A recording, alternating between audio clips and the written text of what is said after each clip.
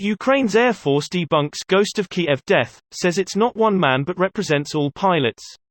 This post received a score of 11,000, with an upvote ratio of 94%. Here are the top comments in response to this article. Isn't this the third or fourth time that the Ghost of Kiev has died? I am surprised that there is hardly anybody left that still believes these stories.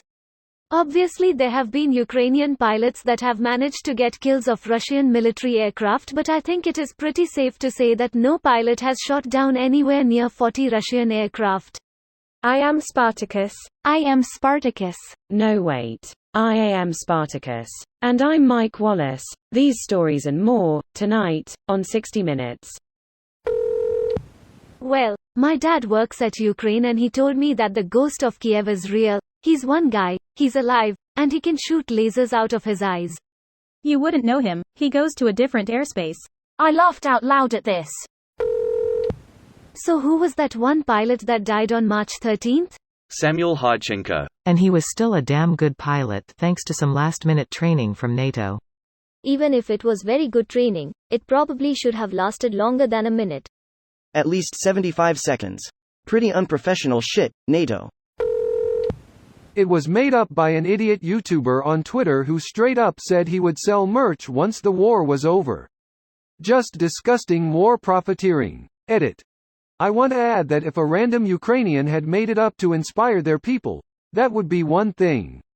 But this urban myth was made up for a laugh by an outsider, and with the intent to profit off a war that's killed thousands. It's beyond obscene. There are actual real-life heroes to be inspired by, like Zelensky himself. It's telling. With all tremendous respect to Ukrainian combat pilots, compared to other war memes, Russian warship, sunflowers, tractors towing tanks, Saint Javelin, TikTok brigade, toilet seat looters, the Ghost had too little factual basis to really take off. Nice pun. Crazy how everyone's so aware of propaganda from past wars and shit, yet everyone's blind to this one. When skepticism gets you labeled as a Russian bot, people will self-censor and just follow the messaging. Online, the difference between a good faith skeptic and a troll conservative can be thin. Who has died more times, the Ghost or Wally? What does Wally have to do with this? Go back and look at the Reddits on this from just yesterday. Amazing how many fall for something so obviously BS.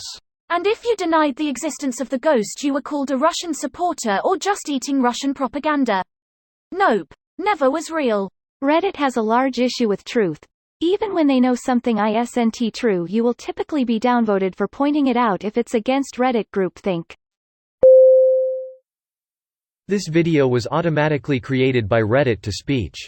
The article and comments in this video were selected from Reddit according to their upvotes, and any paraphrasing was performed by smmry.com, without any human intervention.